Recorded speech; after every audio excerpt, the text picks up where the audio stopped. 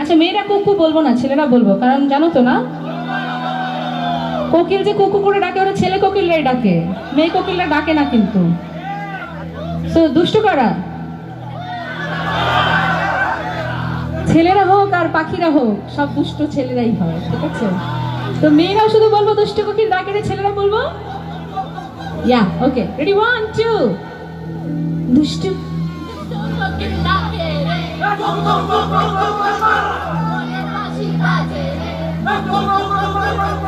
দুষ্টু কোকিল ডাকে রে